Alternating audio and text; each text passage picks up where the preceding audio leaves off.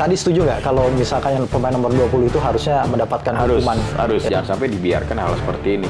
Minimal mendapatkan teguran atau sanksi baik secara pemain maupun juga secara timnasnya, sehingga ada efek jera. Kalau pemain-pemain nomor 20 ini biasanya udah ditandai nih sama netizen Indonesia. Besok ketemu lagi habis. Ya. Medsosnya juga biasanya sudah diserang gitu. Informasinya sudah nggak kelihatan. Oh, udah hilang. Udah hilang.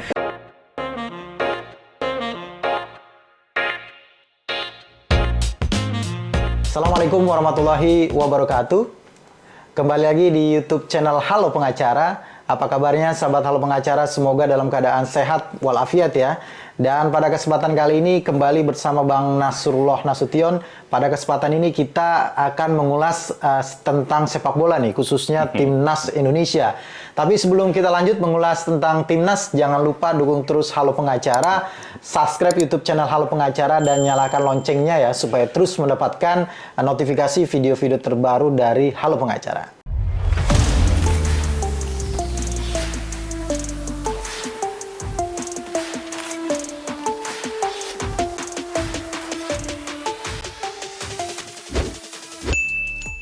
Bang Nasrul, ya, Bang sehat Edi. kabarnya Bang? Alhamdulillah sehat. Nonton final Indonesia lawan Vietnam nggak di Piala AFF? Tidak langsung, tapi ulasannya saya terima. Oh, cuplikannya nonton?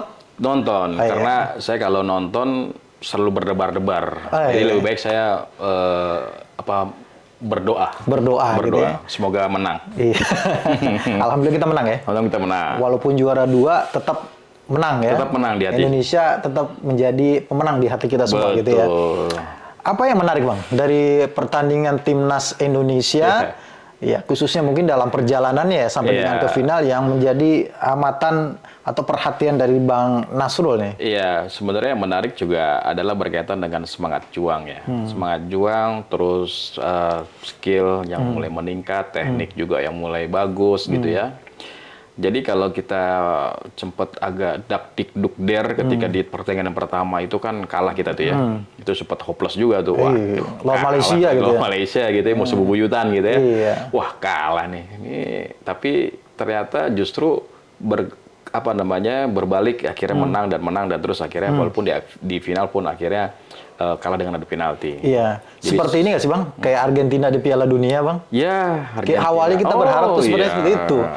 Argentina kalah lawan Arab Saudi begitu ya. Ya. Kemudian menang sampai ke final akhirnya jadi juara. Jadi juara. Kita pengennya pada saat itu seperti itu. Seperti itu juga penalti ya.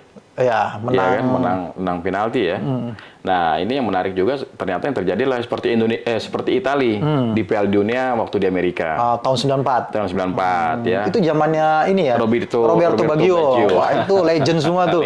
Roberto Baggio, Paolo Maldini, Franco Baresi. Aduh, mantap tuh. Siapa aja tuh yang pemain-pemain yang luar biasa pada saat itu kan? Ya. Ada semua. Italia semua ada.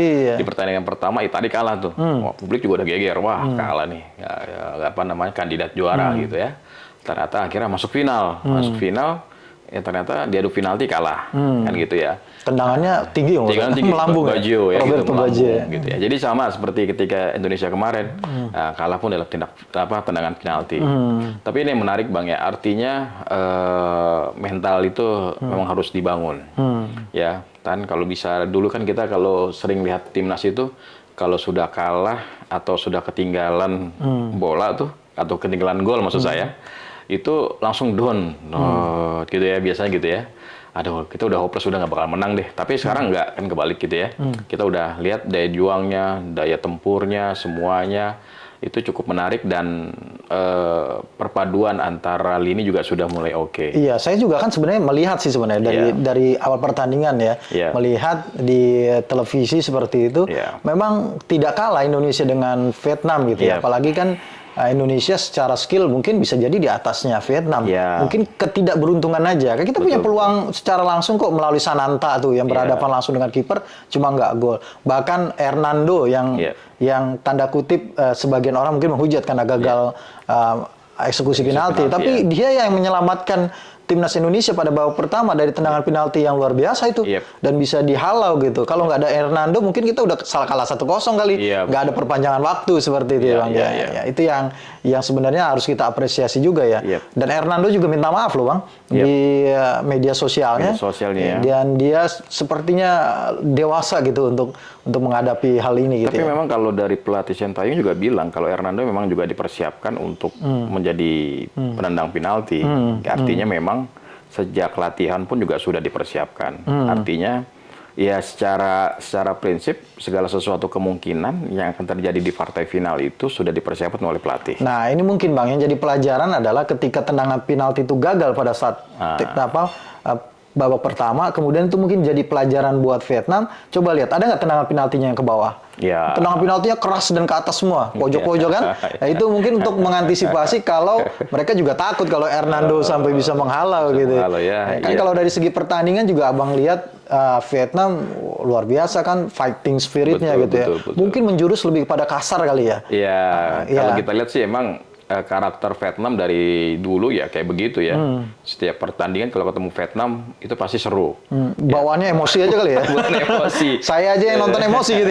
Mungkin apalagi yang main gitu. Kayak memang strategi mereka itu ya. Menghancurkan mental, konsentrasi, fokus. Jadi memang strategi bermain bola itu banyak ya. Salah satunya tadi dengan cara-cara seperti itu. Kalau kita terpancing, terprovokasi, ya selesai. Ya tapi kan tidak bisa ditolerir juga dong ada kejadian-kejadian yang menurut saya itu membahayakan begitu ya. Salah satunya pemain nomor 20 kan yang menjadi sorotan tuh. Udah bahkan dicuplik tuh oleh beberapa akun YouTube media itu tindakan yang sangat tidak sportif gitu. Bagaimana menggunakan menyikut pemain kita kan Haikal kan.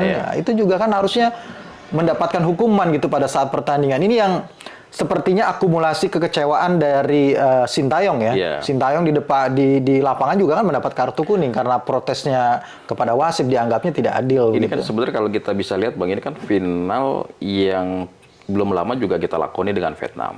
Ya terlepas dari U23, U17, dan seterusnya. Kita ketemu Vietnam kalau tidak salah juga pernah ketemu di Asian Games ya. Asian Games, terus juga di beberapa pertandingan-pertandingan sebelumnya dan seterusnya.